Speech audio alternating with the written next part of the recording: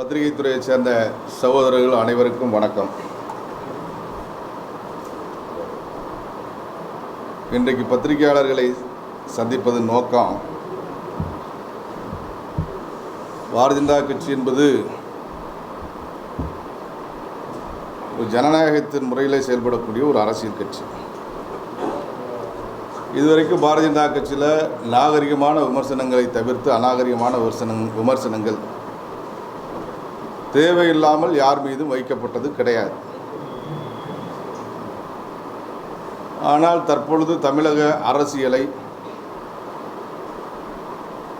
அநாகரிகமான அரசியலாக மாற்றிக் கொண்டிருக்கக்கூடிய சூழ்நிலையை 2-3 நாட்களாக நாம் பார்த்து கொண்டிருக்கிறோம். அதுக்கு மிக முக்கியமான காரணம் என்னவென்று சொன்னால், தமிழ்நாட்டு மக்கள் மத்தியில் எங்களுடைய மாநில தலைவர் மரியாதைக்குரிய அண்ணாமலை அவர்கள் மீது இருக்கக்கூடிய ஈர்ப்பின் காரணமாக ஒரு மிகப்பெரிய வளர்ச்சியை நோக்கி பாரதிய ஜனதா கட்சி சென்று கொண்டிருக்கிறது என்கின்ற காரணத்தினால எங்களுடைய தலைவர் மீது பல முனை தாக்குதல் நடத்தப்படுகிறது. எத்தனை முறை தாக்குதல் நடத்தினாலும் கூட அதை எதிர்கொள்வதற்கு தகுதியுடைய ஒரு தலைவர் எங்களுடைய தலைவர். அதில் ஒன்றும் பிரச்சனை இல்லை. நீங்கள் எந்த கட்சியை சேர்ந்தவங்க அரசியல் ரீதியாக என்ன குற்றச்சாட்டு சொன்னாலும் எதற்கு பதில் கேட்டாலும் கொடுக்கக்கூடிய திறமை வாய்ந்தவர் எங்களுடைய தலைவர். ஆனால் அரசியலை மீறி தனிப்பட்ட முறையில் அவரை தாக்குவது, அவருடைய குடும்பத்தை தாக்குவது, அவரை மிரட்டக்கூடிய வகையில் பேசுவது என்பது 2-3 நாட்களாக தொலைக்காட்சியில் சமூக ஊடகங்களில் பார்த்து கொண்டிருக்கிறோம். இதை எந்த ஒரு பாரதிய ஜனதா கட்சியினுடைய தொண்டனும் தலைவனும் ஏற்றுக்கொள்ள முடியாது என்கிற அடிப்படையில் தான் இன்றைக்கி பத்திரிகையாளர்களை சந்திக்கணும். ஒரு பக்கம் ஜெயக்குமார்னு தேவையில்லாத காலகட்டத்தில் கூட எங்களுடைய தலைவரை விமர்சனம் பண்ணுறார். ஒரு பக்கம் திராவிட முன்னேற்ற கழகத்தினுடைய கைத்தடிகளாக இருக்கக்கூடிய பல கட்சிகள், அவருடைய கூட்டணியில் இருக்கக்கூடியவங்க திட்டமிட்டு அவர் மீது தாக்குதல் தொடுக்க வேண்டும் என்ற நோக்கத்தோடு பல விமர்சனங்களை வைத்து கொண்டிருக்கிறார். எங்கே கொலை நடந்தாலும் அதுக்கு மாநில தலைவரை தொடர்பு கொடுத்துறது, எங்கே கொள்ளை நடந்தாலும் அதுக்கு மாநில தலைவரை தொடர்பு கொடுத்துறது, இப்படி எப்படியாவது மக்கள் மத்தியில் அவருக்கு ஒரு அவப்பெயரை உண்டு பண்ண முடியுமா அப்படிங்கிற ஒரு சதி திட்டத்தை தீட்டி தமிழ்நாட்டில் இருக்கக்கூடிய அரசியல் கட்சிகள்லாம் செயல்படுறாங்க அப்படிங்கிறது தான் நாங்கள் நினைக்கிறோம். இப்போ காங்கிரஸ் கட்சிக்கும் எங்களுக்கும் ஒரு கருத்து வேறுபாடுகள் 2-3 நாட்களாக போயிட்டுருக்கு.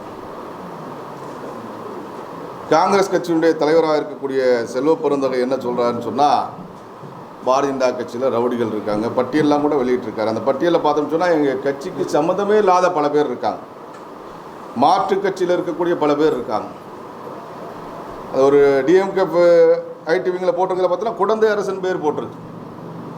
இப்படி சம்மந்தம் இல்லாதவங்க பேர் எல்லாம் போட்டு இத்தனை பேர் ரவுடி லிஸ்ட்டில் இருக்கக்கூடியவங்க பாரதிய ஜனதா கட்சியில் இருக்காங்க அப்படிங்கிற மாதிரியான விமர்சனங்களை வைக்கிறாங்க.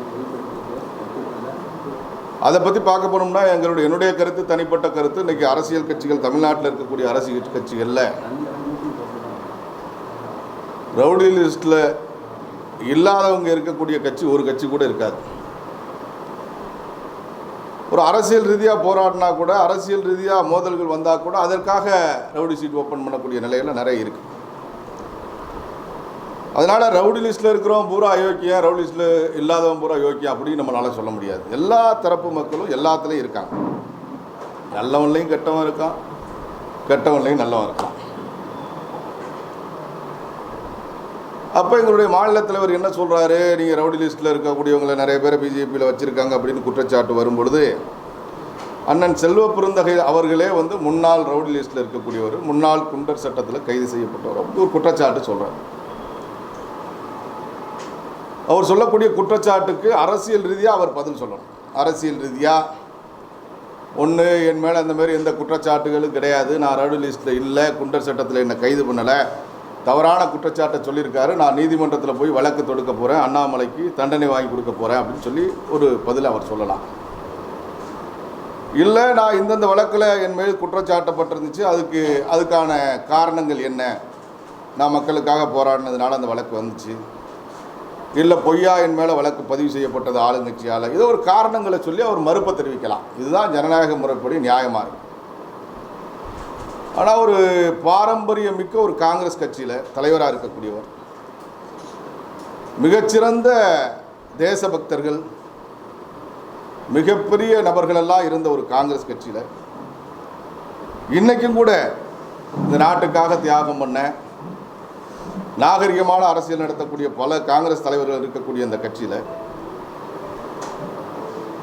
இப்பொழுது இருக்கக்கூடிய காங்கிரஸ் தலைவர் என்ன சொல்கிறாருன்னு சொன்னால், எங்களுடைய மாநில தலைவர் அவன் இவன் என்று ஏக வசனத்தில் பேசுகிறார். யாரை வேண்டுமானாலும் யார் வேண்டுமானாலும் அவன் இவன் என்றோ தரக்குறைவாகவோ பேசலாம். யாரும் பேச முடியாதவங்க கிடையாது. எல்லாரையும் பேச முடியும். அது மட்டும் இல்லாமல் வன்கொடுமை சட்டத்தில் உடனடியாக கைது செய்யப்படுவார் அப்படின்னு ஒரு குற்றச்சாட்டை சொல்கிறார். நம்ம நாட்டில் இருக்கக்கூடிய கட்சியில் எந்த கட்சியிலையாவது உறுப்பினராக சேரணும்னா நீங்கள் எங்கள் கட்சியில் உறுதிமொழி எடுத்துகிட்டு தான் சேர்க்கணும். நான் போட்டிருக்காங்க பார்த்து உறுதிமொழியில் பார்த்தீங்கன்னு சொன்னால், தீண்டாமையை எந்த உருவிலும் அன்றி தன்மையிலும் நான் அங்கீகரிக்கவோ கடைபிடிக்கவே மாட்டேன் அப்படின்னு உறுதிமொழி எடுத்து தான் நீங்கள் உறுப்பினராக சேர்க்கணும். எங்கள் கட்சியில் இதை படிச்சுட்டு தான் உறுப்பினராக சேரணும். ஜாதி, மதம், பால் ஆகிய அடிப்படையில் எந்த ஒரு பாகுபாட்டிலும் எனக்கு நம்பிக்கை இல்லை. இதெல்லாம் எங்கள் கட்சியில் இருக்கக்கூடிய பல விதிமுறைகளில் ஒன்று. பாரதிய ஜனதா கட்சி என்பது இந்த நாட்டில் இருக்கக்கூடிய அனைத்து மக்களையும் சமமாக பார்க்கக்கூடிய கட்சி. பாரதிய ஜனதா கட்சி அளவிற்கு, RSS அளவிற்கு தீண்டாமையை ஒழிக்க வேண்டும் என்ற நோக்கத்திலே செயல்படக்கூடிய இயக்கங்கள் தமிழகத்தில் வேறு எதுவுமே கிடையாது. அப்படிப்பட்ட இயக்கத்தினுடைய மாநில தலைவராக இருக்கக்கூடிய எங்களுடைய மாநில தலைவர் மரியாதைக்குரிய அண்ணாமலை அவர்கள் மீது வன்கொடுமை தடுப்பு சட்டத்தில் கைது பண்ணப்படுவார் அப்படின்னு மிரட்டுறாங்க. அது மட்டும் இல்லை, அவருடைய பேசக்கூடிய விதங்கள் எல்லாம் ஒரு அச்சுறுத்தக்கூடிய வகையில் ஒரு பேட்டியை ஒரு பாரம்பரியமிக்க கட்சியினுடைய மாநில தலைவர் கொடுப்பது சரியா அப்படிங்கிறது எங்களுடைய முதல் கேள்வி. இரண்டாவது, அதே கட்சியினுடைய தலைமை அலுவலகத்தில் சென்னையில் சத்தியமூர்த்தி பவனில்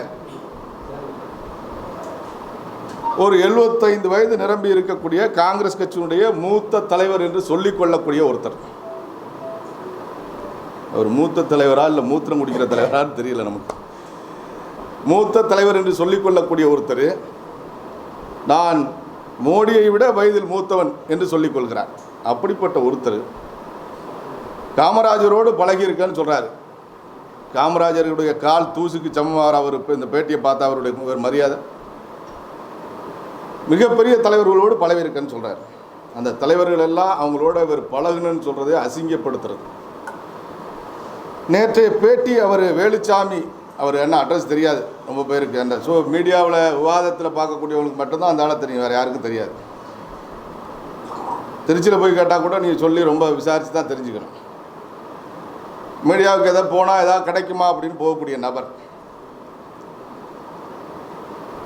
அதை வச்சு பிழைப்பு நடத்தக்கூடியவர். அவர் நேற்றுக்கு என்ன சொல்கிறாரு, அடிமாட்டுக்கு போயிடுவிய அப்படின்னு சொல்லி எங்களுடைய மாநிலத்தில் கோவில் மாடு நினச்சிட்டு நீ பேசுகிற, நீ அடிமாட்டுக்கு போயிடுவ அப்படின்னு சொன்னால் அதனுடைய அர்த்தம் என்ன? கொலை செய்யப்படுவாய், அதுதான் அர்த்தம். கோவில் மாடு நினச்சிட்டு நீ எல்லாரையும் பேசுகிற, நீ அடிமாட்டுக்கு போயிடுவ அப்படின்னு சொன்னால் நீ கொலை செய்யப்படுவாய் அப்படின்னு ஒரு வார்த்தையை உபயோகப்படுத்துகிறாரு. அப்படிப்பட்ட வயதில் மூத்த ஒருத்தர் அவர் வேறுனு சொல்கிறது நமக்கு, ஏன்னா அவங்களுக்கு ஈக்குவலாக எல்லாத்துலேயுமே நம்மளும் இறங்க வேண்டியிருக்கு. வேறு அரசியல் நடத்தணும்னா வேலை வழி கிடையாது. ஒரு கண்ணத்தில் அடித்தா மறு கண்ணத்தை காட்டிட்டு போகிறோன்னு சொன்னால் இந்த காலத்தில் அரசியல் நடத்த முடியாது. இப்போ பாரதிய ஜனதா கட்சியில் சில பேர் இருக்கலாம், குற்றச்சாட்டுகள் இருக்கக்கூடிய பல பேர் இருக்கோம். அவர்கள் மீது எதுக்காக குற்றச்சாட்டு வந்துச்சு? பாரதிய ஜனதா கட்சிக்கு வந்ததுக்கு பிறகு அவன் தப்பு பண்ணுறானா? ஏன்னா எங்கள் தலைவர் ஏற்கனவே சொல்லியிருக்கார், பல பேர் சில குற்றச்செயல்களில் ஈடுபட்டவங்க திருந்தி வாழணும்னு வரும்பொழுது அவங்கள நாங்கள் கட்சியில் இணைச்சி வாய்ப்பு கொடுத்துருக்குறோம். அப்போ அதுக்கு பிறகு அவன் தப்பு பண்ணுறானா? தப்பு பண்ணால் யாராக இருந்தாலும் சட்டப்படி நடவடிக்கை எடுங்க, தண்டனை கொடுங்க, வழக்கை பதிவு பண்ணுங்க, சிறையில் போடுங்க. அது எந்த கட்சிக்காரனாக இருக்கும்.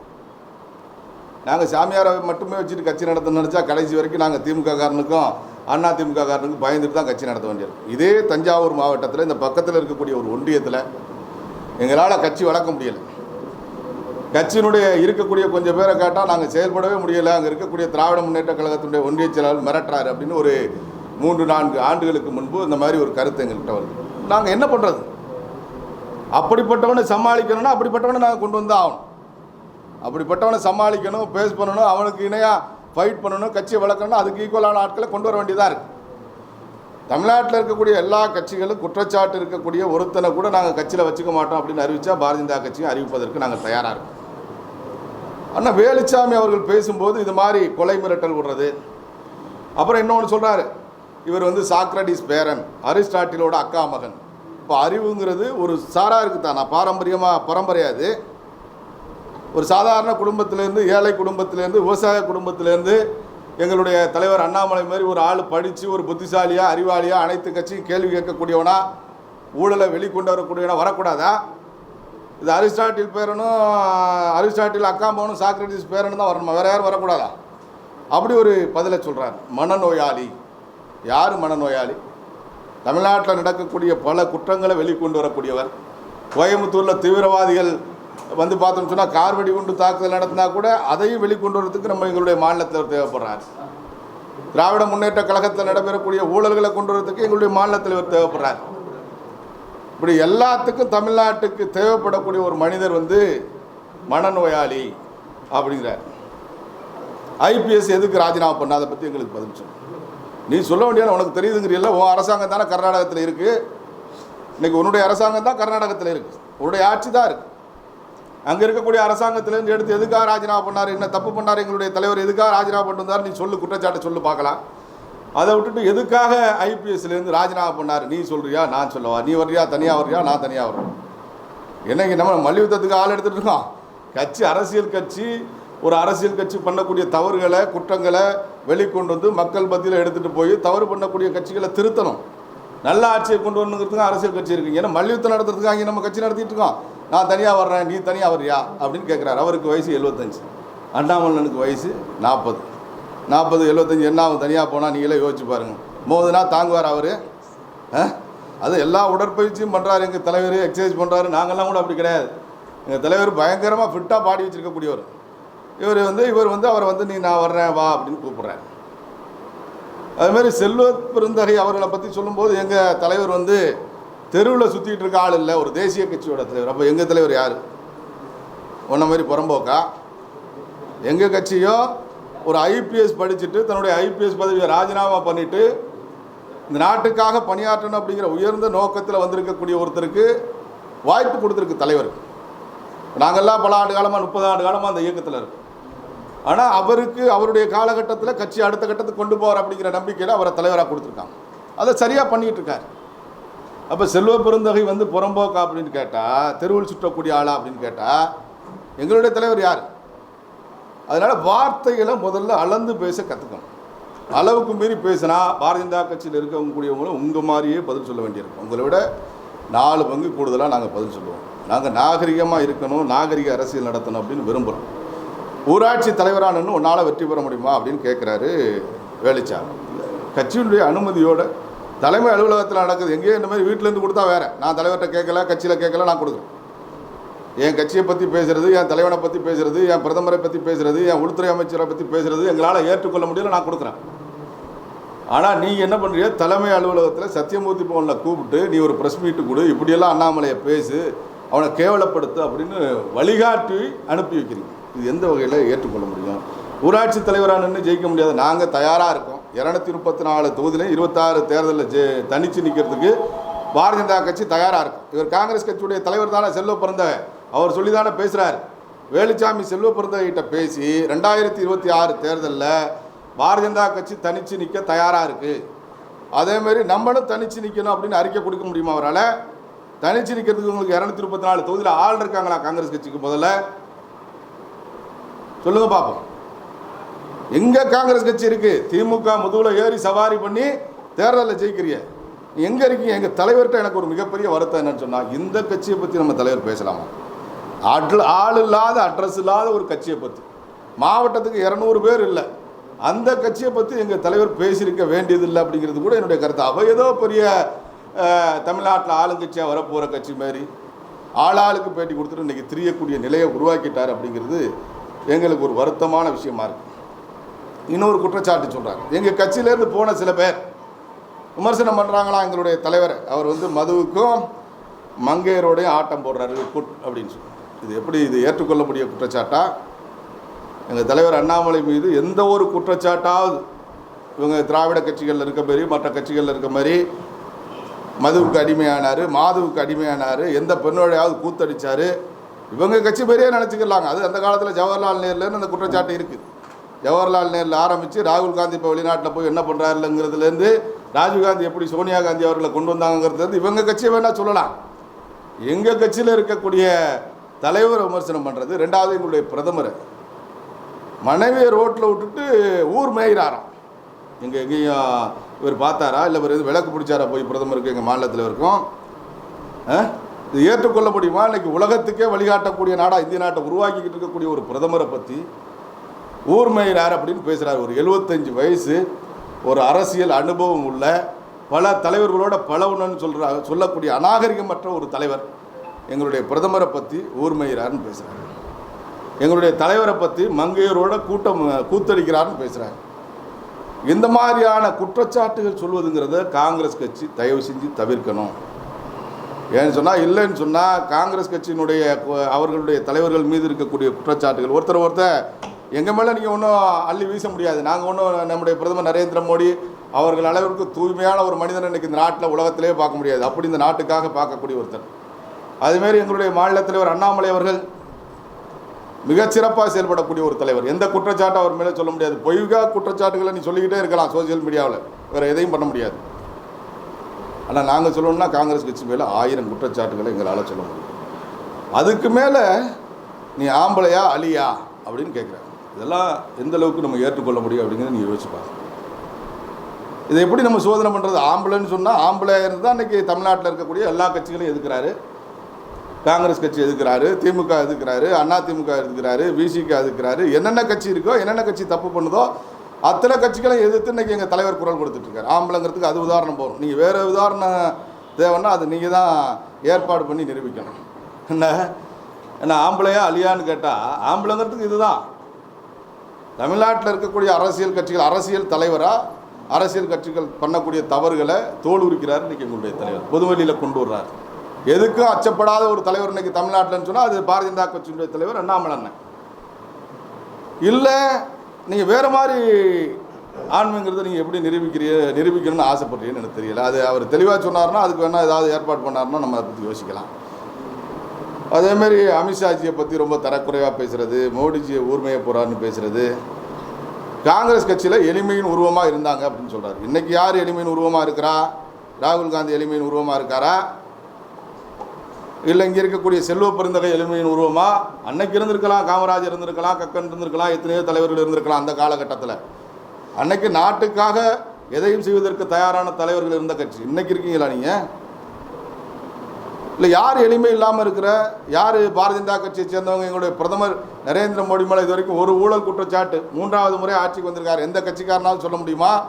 உங்கள் கட்சியை பற்றி பேசலாமா? எத்தனை ஊழல் பண்ணியிருக்கேன் உங்களுடைய ஆட்சி காலத்தில், எந்தெந்த திட்டத்தில் எவ்வளவு ஊழல் பண்ணியிருக்கேன் அப்படிங்கிறத பற்றி பேசலாமா? எளிமையின் உருவமாக காங்கிரஸ் கட்சி அப்படின்னு பேசுகிறாங்க. இன்னொன்று என்ன சொல்கிறாருன்னா, உன் மனைவி உன்னை விட்டு டைவர்ஸ் பண்ணி போயிடும். இதெல்லாம் ஏற்றுக்கொள்ள முடியுமா? இது நாகரிகமான பேச்சா?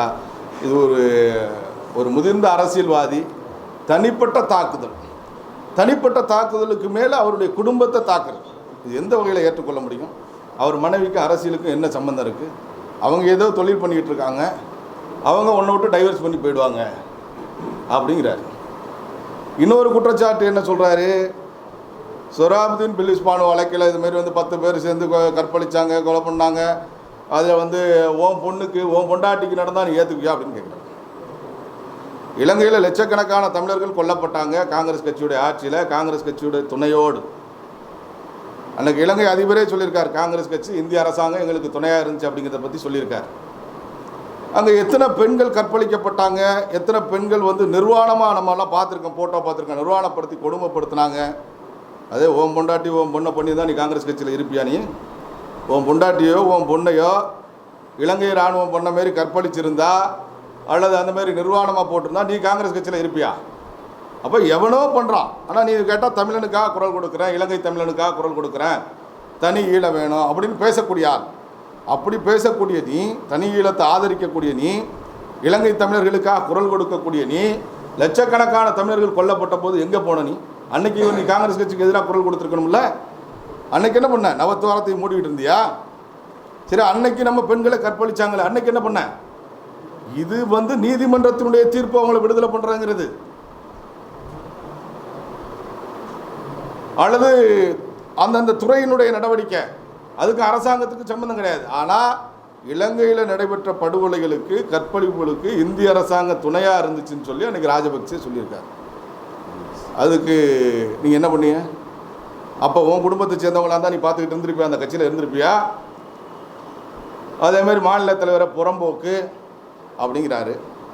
அப்புறம் போலீஸ் பாதுகாப்பு எதுக்குடா? நீ எல்லாம் அலிகள், பேடிகள், எல்லா வகையிலையும் பெண்களை அவமானப்படுத்துகிறார். அலிகளை அவமானப்படுத்துறாரு. அலின்னா என்ன? அதுவும் ஒரு பிறப்பு தானே. கடவுளால் படைக்கப்பட்ட பிறப்பு, ஆண் பெண் அலி மூன்றும். இது யாரும் செஞ்சு கொண்டு வர்றது கிடையாது. இது ஒன்றும் நம்ம பண்ண முடியாது.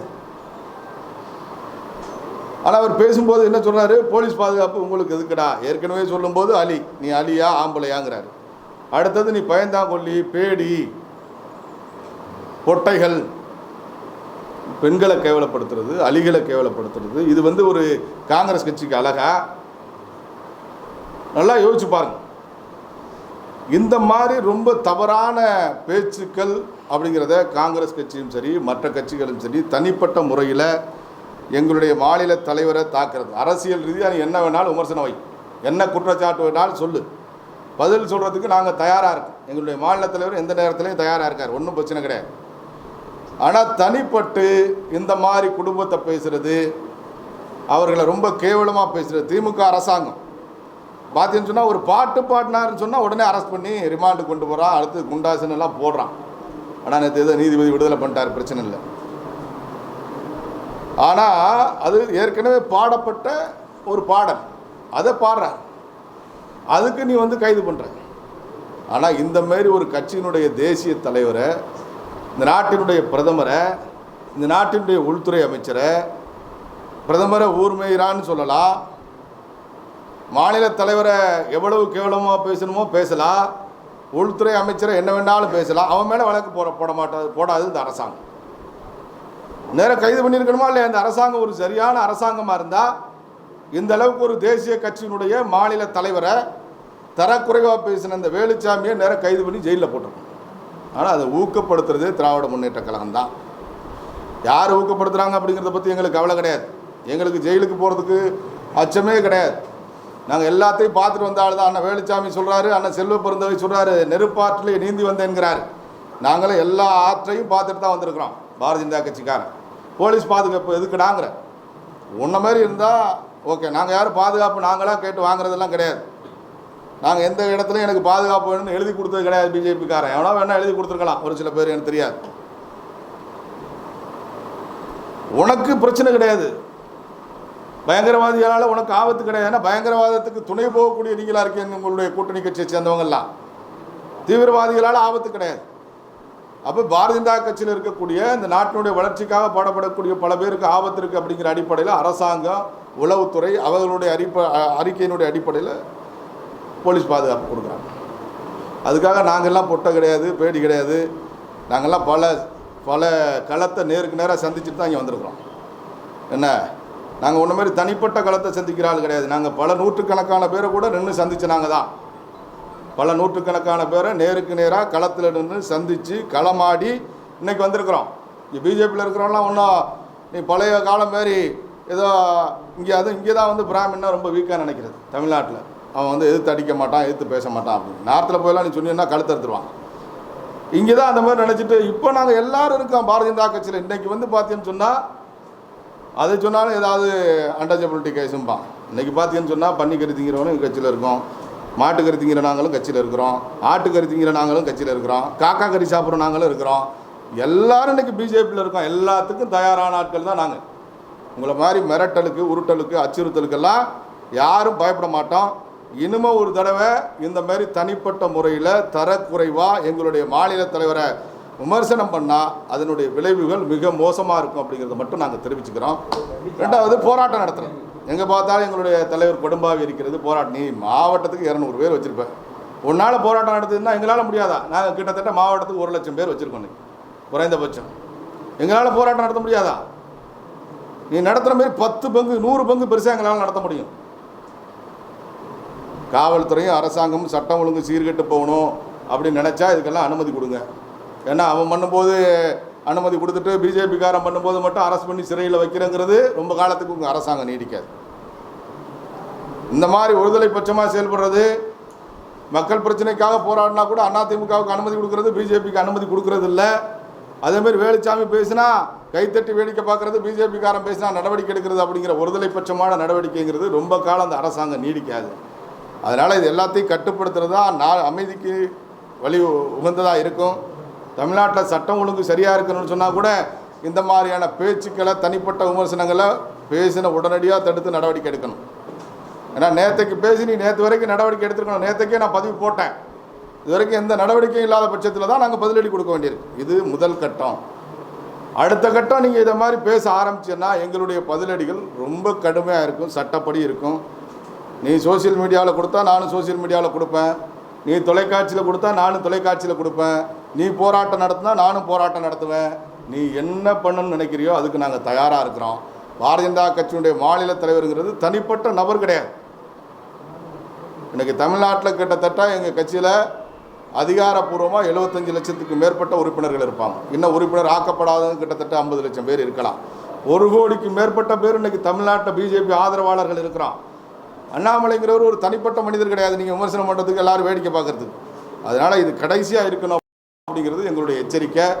எங்களுடைய போராட்டமும் கூட இன்றைக்கி காங்கிரஸ் கட்சியினுடைய போராட்டம் இருந்ததுன்னு சொன்னால் எங்களுடைய கட்சியும் கூட அனைத்து இடங்களிலும் கொடும்பாவி இருக்கணுமா, ஆர்ப்பாட்டம் பண்ணணுமா, சாலை மறியல் பண்ணணுமா, போராட்டம் பண்ணணுமா, எல்லாத்தையும் செய்வதற்கு நாங்களுக்கும் தயாராகும் என்பதை மட்டும் சொல்லிக் கொள்கின்றோம். நன்றி, வணக்கம்.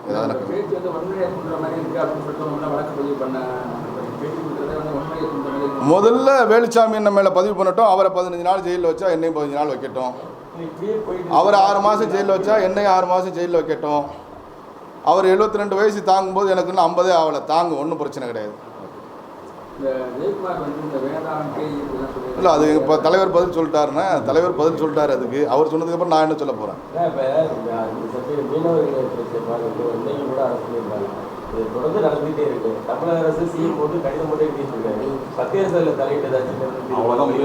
இல்லை, மீனவர்கள் பிரச்சனை சொந்தமாக நேற்றைக்கு கூட மீன்வளத்துறை இணையமைச்சர் ராமநாதபுரத்துக்கு வந்திருந்தார்.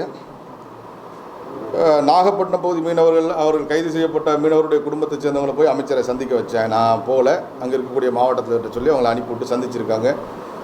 அந்த அமைச்சர் வந்து வெளியுறவுத்துறை அமைச்சருக்கு கவனத்துக்கு எடுத்துகிட்டு போகிறேன். அதேமாரி அந்த மீனவர்களுக்கு பண்ணக்கூடிய நிதி சார்ந்த உதவிகளுக்கு நிதியமைச்சருடைய கவனத்துக்கு எடுத்துகிட்டு போகிறேன் அப்படின்னு சொல்லி உறுதி கொடுத்துருக்கிறதா அவரை சந்திச்சுட்டு வந்த மீனவர்கள் சொன்னாங்க. கண்டிப்பாக அந்த கைது தடுக்கப்படணும். இதுக்கு யார் காரணம்? கச்சத்தீவை கொடுத்தது யார்? கச்சத்தீவை கொடுத்ததுனால தான் இன்றைக்கி வந்து இவ்வளவு மீனவர்கள் தமிழ்நாட்டில் கொல்லப்பட்டாங்க. அதுக்கெல்லாம் இந்த வேலுச்சாமியோ இப்போ இருக்கக்கூடியவங்களோ குரல் கொடுக்குறாங்களா? இல்லை செல்வ பெருந்தகை குரல் கொடுத்துருக்கிறாரா? கச்சத்தீவை கொடுத்தது யார்? இதே காங்கிரஸ் திராவிட முன்னேற்ற கழக அரசாங்கம் தானே. அதனால தானே இவ்வளோ பிரச்சனை இன்றைக்கி சந்திச்சுக்கிட்டு இருக்கோம். ஆனால் மோடி ஆட்சி வந்ததற்கு பிறகு சுட்டுக் கொல்லப்படுவது தடுத்து நிறுத்தப்பட்டிருக்கிறது. தற்பொழுது ஆங்காங்கே கைதுகள் நடக்குது. அதை நிறுத்துவதற்கான முயற்சியை நாங்கள் எடுப்போம். கண்டிப்பாக மீன்வளத்துறை அமைச்சரை, வெளியுறவுத்துறை அமைச்சரை விரைவில் சந்திப்போம். ஏற்கனவே நான் தேர்தலுக்கு முன்பு இது சம்மந்தமாக வெளியுறவுத்துறை அமைச்சரை நாங்கள் சந்திச்சிருக்கிறோம். நேரடியாக போய் மீனவர்கள் அழைச்சிட்டு போய் வெளியுறவுத்துறை அமைச்சரை சந்திச்சிருக்கிறோம். மீண்டும் சந்திப்போம். இந்த பாமக மயிலாடுதுறை காவல் ஆய்வாளர் பேசி இல்லை, அது நான் பத்திரிகையில் தானே பார்த்தேன். அது எனக்கு விவரம் தெரியல, நான் அவர்கிட்ட பேசவும் இல்லை. பத்திரிகையில் காலைல பார்த்து அந்த மாதிரி போட்டிருந்துச்சு. அவர் விலை கொடுத்ததாகவும் அவரை அந்த சப் இன்ஸ்பெக்டர் அவரை வந்து இடமாற்றம் பண்ணியிருக்கிறதாகவும் பத்திரிகையில் பார்த்தா. அது சொன்னால் எனக்கு தெரியாது. ஆனால் காவல்துறை வந்துன்னு நீங்கள் இன்றைக்கி வந்து திமுகவோட ரொம்ப நேர்மையான அதிகாரிகள் கூட அவங்களுடைய மாவட்ட செயலர் மாதிரி தான் செயல்படுறாங்க. உதாரணத்துக்கு தஞ்சாவூர்லேருந்து ஒரு எஸ்ஐ ட்ரான்ஸ்ஃபர் பண்ணப்பட்டிருக்காங்க.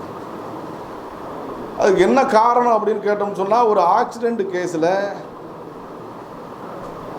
ஆக்சிடெண்ட் ஏற்படுத்தின வண்டியை ஒப்படைங்க அப்படின்னு சொன்னால் உடனே இங்கே இருக்கக்கூடிய ஆளுங்கட்சியை சேர்ந்தவங்க வந்து ட்ரான்ஸ்ஃபர் போட்டு அவரை பட்டுக்கோட்டை தூக்கி போடுறாங்க. முதலமைச்சர் சொல்கிறாரு காவல்துறை சுதந்திரமாக செயல்படணும் அப்படின்னு சொல்கிறாரு. ஆனால் இங்கே என்ன நடக்குது? ஒரு சாதாரண ஆக்சிடெண்ட் கேஸில் ஆக்சிடெண்ட் ஏற்படுத்தின வண்டியை ஒப்படை அப்படின்னு சொன்னால், திமுககாரன் முடியாதுன்னு சொன்னால், அதை கேட்கலன்னு சொன்னால் உடனே எஸ்ஐயை ட்ரான்ஸ்ஃபர் பண்ணுறான். நேற்றைக்கு முன்தினம் பார்த்தீங்கன்னா திருவாரூர் மாவட்டத்தில் அதிகாரிகள்லாம் நல்லவங்க தான்.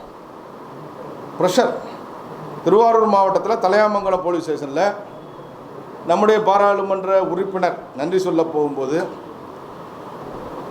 உட்கட்சிக்குள்ளே ஏற்பட்ட மோதலில் 10 வாகனங்களில் 8 வேணும் 8 காரம் 10 காரம் அரிவாள் போன்ற ஆயுதங்களோட பயங்கரமான ஆயுதங்களோட எல்லா வண்டியிலையும் ஆயுதங்களோட போகிறாங்க ஒரு ஆளை மர்டர் பண்ணுறதுக்கு அப்படின்னு சொல்கிறாங்க உட்கட்சிக்குள்ளே.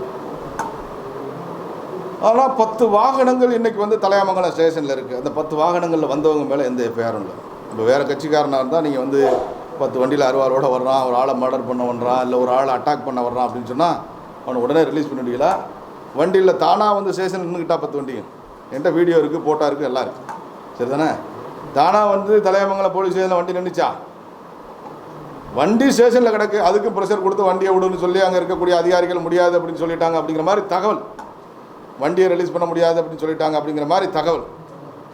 ஆனால் வண்டியை ரிலீஸ் பண்ணாமல் வைக்கிறது மட்டும் பத்தாது. அதில் வந்தவங்க யார், எந்த நோக்கத்தில் வந்தாங்க, வழக்கு பதிவு பண்ணப்படணும், கைது செய்யப்படணும், சிறையில் அடைக்கப்படணும். ஆனால் ஆளுங்கட்சி சொன்னால் இன்றைக்கி காவல்துறை அதெல்லாம் செய்ய முடியல. அப்படி தான் இருக்குது. காவல்துறையினுடைய கைகள் கட்டப்பட்டிருக்கு. காவல்துறை ஆளுங்கட்சியினுடைய அடியாட்களாக செயல்பட வைத்து கொண்டிருக்கக்கூடிய நிலை இருக்குது. இது மாறணும். திமுக விமர்சனம் பண்ணுறவங்க கைது செய்யப்படுறாங்க. அதுதான் சொன்னேன் நான் முதல்ல. சாட்டை துறைமுருகனை சும்மா ஒரு பாட்டு பாடினாருங்கிறது கைது பண்ணுறாங்க. ஆனால் நீங்கள் பார்த்தீங்கன்னா நிர்மலா சீதாராமன் அவர்களை கடந்த கொஞ்ச நாளுக்கு முன்னாடி திமுக பேச்சாளர் ஒருத்தர் சொல்ல முடியாத வார்த்தை என்ன, அந்தமாரி வார்த்தைகள் எல்லாம் சொல்லி ஒரு பெண்ணை தமிழ்நாட்டிலேருந்து கிடச்சிருக்கக்கூடிய ஒரு நிதி அமைச்சரை அவர் வந்து அவ்வளோ கேவலமாக பேசுகிறாங்க. அதுக்கு ஒரு வழக்கு பதிவு செய்கிறதுக்கு இந்த காவல்துறைக்கு இந்த அரசாங்கத்துக்கு துப்பு இல்லை. ஆனால் சாதாரணம் அந்த அரசாங்கத்தை ஒரு விமர்சனம் லேசாக பண்ணிட்டா போகிறோம், கைது, அரெஸ்ட்டு, அப்புறம் குண்டாஸ்.